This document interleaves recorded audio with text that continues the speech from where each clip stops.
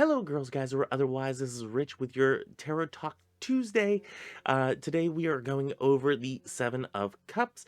Uh, just before we get into everything, if you would like to support this channel, you can do so by clicking the link down below for Patreon for $5 a month. You can be a founder for the church that we're starting here on YouTube. A special thank you goes out to our patrons, Sophia from Sophia Brings Light. We have Linda and Tyler. I had to remember the names there for a second. Excuse me. If you'd like to support this channel and get something for your money, you can hit the link down below for the eBay store. I do give discounts if you would like a discount on anything there. So just hit me up on there. Also, if you don't have the money, totally understand. You can support this channel in other ways. You can hit that subscribe button right down there. If you've already done that, hit that bell notification. It appeases the algorithmic gods of YouTube. All hail the algorithmic gods of YouTube. Hit that like or dislike button, doesn't matter. It all appeases the algorithmic gods of YouTube. And share this video with others if you found this helpful, especially if you found this helpful. Also, if you would like to leave a comment for anything that I left out or that you agree or disagree with, go ahead and hit those comment sections up. So I do read all the comments. I need to start doing videos where I am reading your comments and responding to comments and whatnot.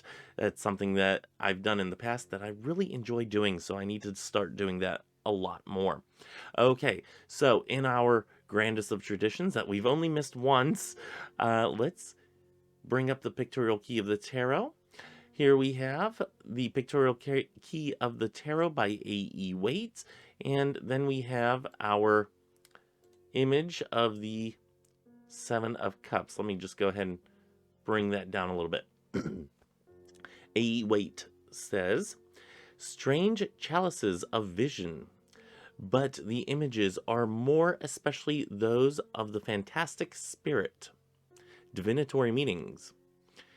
Fairy favors, images of reflection, sentiment, imagination, things seen in the glass of contemplation, some attainment in these degrees, but nothing permanent or substantial is suggested. Reversed, desire, will, determination, project." I'm not completely in agreement with A.E. Waite here, which seems to happen quite often here whenever we are looking at A.E. Waite's descriptions of the tarot and whatnot. So let me go ahead and bring that back up to its full size. And let's consult the notes. So first things first, this is the card of opportunity and choices. That is something that A.E. Waite was saying. I do disagree with the, it's not sustaining or it's not something that is permanent. I do disagree with that. But this is very much a card of choices. You have options being offered to you in the Seven Cups. Everything that is offered to you seems like they are great and what you need, but beware, sometimes we choose the things we want rather than what we need in life. So take this choice with a logical step and call on deity to be sure that you are making the correct choices. So what I mean by that is we have a lot of different things, and I'm going to go through each one of these cups because each one of them holds something significant. This is something that is being offered to you by spirit, by the astral plane, wherever these things come from, wherever these things are offered to you. As you can see, the individual in the foreground is kind of darkened, so they are facing light or facing something of great light emanating from it. So the image that we see is very dark. The things in the chalices are being offered, in the clouds. They are just being offered there. And let's go ahead and get into what is in each one of the chalices. Let's see. Okay, the first one is up on the upper left-hand side of, as we're viewing it. This is going to be as we're viewing it. Upper left-hand side. We see a human head which can symbolize a potential love or an oracle that gives answers. This is kind of like the Oracle of Delphi, and somebody sitting there being able to give us advice and give us wisdom of the situation that we are contemplating about. The next one is the shrouded figure in the upper middle, and this can symbolize your need of self illumination. You know, wanting to be illuminated, wanting to be have light shining upon you, being what's the best word for it? Just being enlightened. This is uh, your way of trying to get wisdom and whatnot. This is you trying to attain wisdom. So we have that chalice to pick from. The next one is the upper right-hand corner, which is a snake that symbolizes animal passion and desire, or represents transformative knowledge. So this is the snake in the garden, the one that is saying that, you know, if you eat of that fruit, you shall surely not die. And absolutely, that snake was correct. Eve didn't die, but this is the snake saying, okay, let's transform. This is shedding off of the old skin, growing into new knowledge. Maybe you have a thought process that you're going through that's sort of changing. I know I've had this in the past whenever I've had, you know, very evangelical views, and now, you know, I've transformed from that. So that snake would have been very much the chalice that I was drinking from at that time. The next one is the castle down at the lower left. And this may symbolize power and stability, wanting to attain the power and the stability of a castle, you know, of being on your own and being self-sufficient and whatnot, and having power over others or even over your own situation. The next one is the treasure, the one next to the castle there. And the treasure may symbolize wealth. And, you know, for somebody that like me that finds it very easy to talk finances and whatnot, the treasure is very much a chalice that is calling out, especially during these times of inflation and whatnot. And I know there are people struggling, and I'm just so thankful that that is not completely me. I have financial worries, but nothing that is going to put me in the poorhouse next week type thing. So I'm very grateful for that. But this is the chalice that is very longing for so many people in this, especially in this day and age, whenever things are getting a little bit tighter in the financial realm. So the next one that we go to is the Laurel Wreath. That is the second from the right on the bottom. And the Laurel Wreath may represent victory, honor, or status. Notice the skull on the cup signifying the price of vanity and pride. So this is very apt right now, as this is being filmed. The Winter Olympics are going on. So whenever you think of laurel leaves, you think of the Olympics or Olympic Games, and that was the crown that was put on you as a crown of victory. This is something that, you know, brings you honor, brings you pride, brings national pride. If your nation is one that has somebody that has won the gold, silver, bronze, whatnot. And with that pride can come a fall. There is a downside to having this type of pride, this victory, this honor, this status of being the best.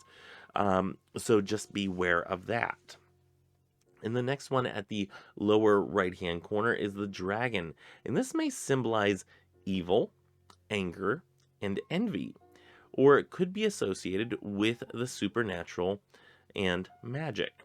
So these are things that are not necessarily seen, but the unseen within our universe. And I mean, you've seen behind me, I have books on dragons and fairies and stuff like that as well. And I know that many of you probably, as well as me, like to study those things, even though they are not something that we see with our naked eyes. At least most of us do not. So that is something that comes along with the dragon. There is working with things that are unseen.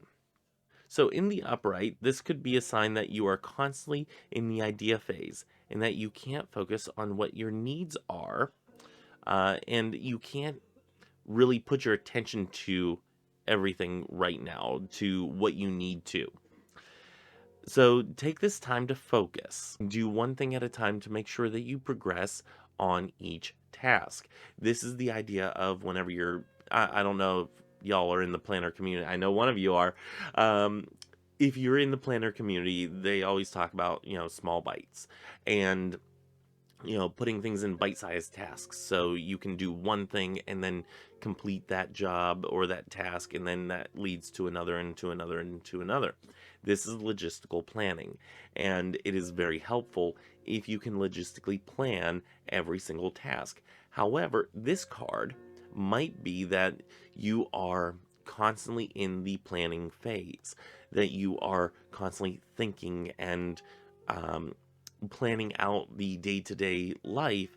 However, you're not really getting much done. So do keep that in mind to take those little tiny steps, to break them down into bite-sized pieces so you can complete the overall task.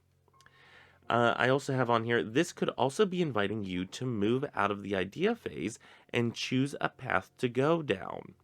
Spend the time in meditation and contemplation to make the choice that best fits your plans. So whenever we are getting this card in a reading, we're sitting there and we're saying, okay, what path am I needing to go down? Do I need to go down the wealth path? Do I need to discover more of the supernatural? Am I going after victory or wisdom or transformation? Am I looking for stability and whatnot? Are these things that I'm longing for? Which one of them in particular is the most important at this moment? Break those down into little tiny tasks and start getting them done. Make sure that you spend this time in meditation, contemplation, getting advice from spirits, getting advice from your guides as to which path to go down that would be best for you. That is important whenever you get this card in a reading. Now, there's other things that happen with this card whenever it comes in the reverse. This could appear whenever you have several choices given to you at one time. Rather than choosing the option that others expect of you, rely on your intuition to get the answer. So by that, it's, others expect for you to go, let's say, after the money aspect. Easy one. They say, okay, go after the money aspect, but you really feel a calling to go after the wisdom aspect. You're like, no, I'm really being called to delve into some spiritual scriptures or, meditating and, dissecting my practice and whatnot, rather than doing money spells. People usually expect that you go after the money or you go after the power or something like that. Maybe your intuition is telling you to go a different route. This is saying this might be something that's happening, and maybe you should consider going that different route. Usually our intuition has our best interests at heart, so let's give it a little do there. I also have, this could also be that you have several things that have power over you at this moment. You may be at risk of losing focus because they are all vying for your attention. Step back and assess the options. So, if you have several things, you have power and wisdom and money and the supernatural all trying to get your attention all at once, it can be very daunting. So, at this time, spend this time to sitting back again in that meditative state. Figure out which is most important to you at this moment, which is going to be the best avenue for you, and pay attention to that one thing.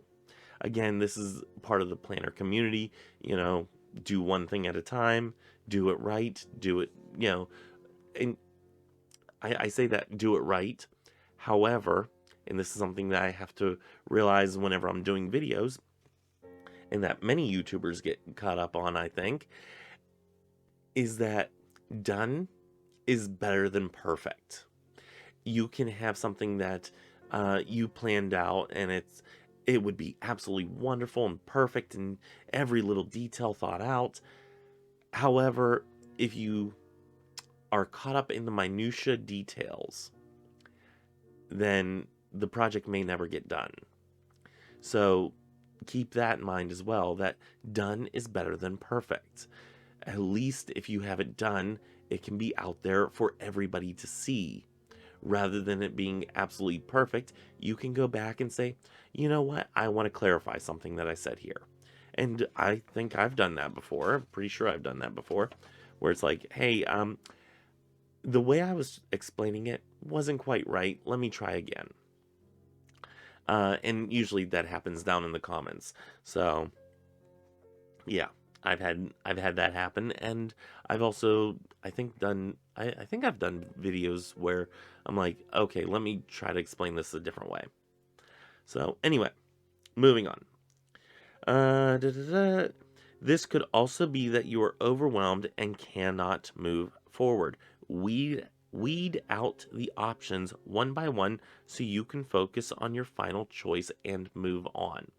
So with that, it's, you have so many things that are, around you. This goes along hand in hand with the vying for your attention. Every single thing wants your attention. This is the situation of, hey, I'm going to take time. I'm going to weed out the finance aspect because that's not something that immediately needs my attention right now. I'm going to weed out the victory and the honor and pride aspect because that's not something that needs my attention. But I'm going to focus on the stability aspect because that is something that really needs my attention. Something like that.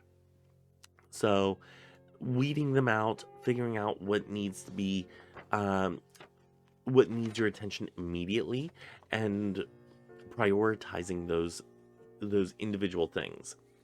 Usually whenever this comes up in a reading from me, it's saying you have a choice to make. And depending on your choices, depending on which way you're going to go down. Now, if you're doing this in a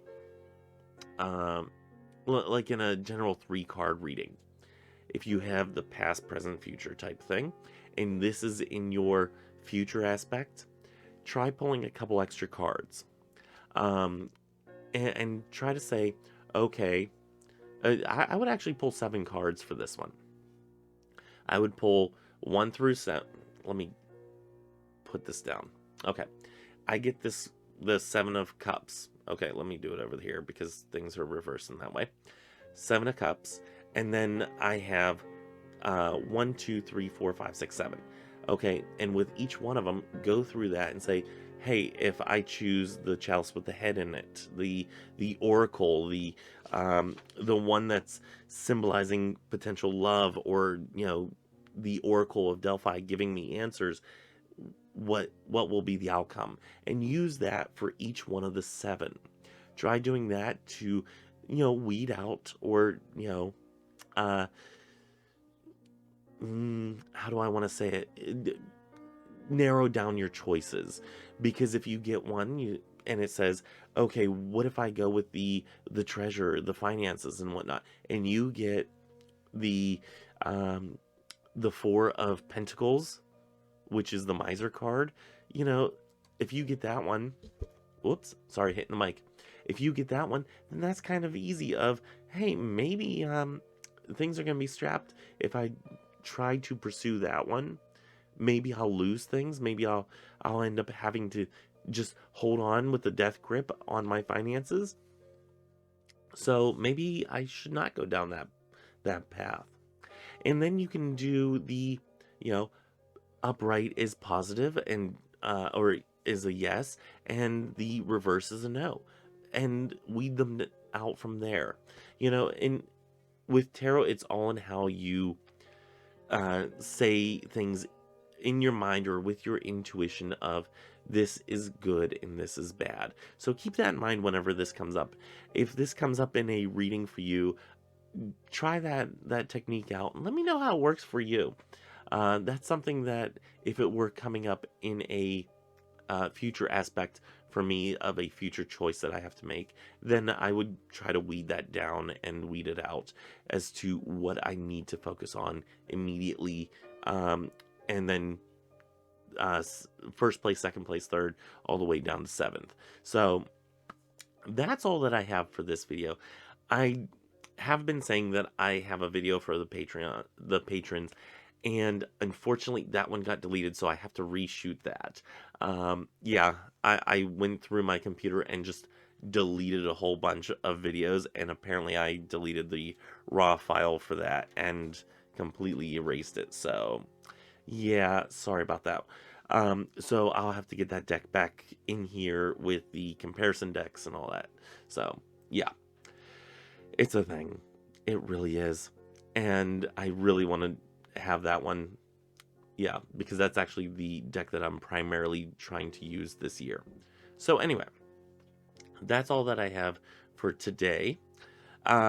Join me on Thursday for our table talk. And until next time, may you have love, hugs, and ladybugs. Bye.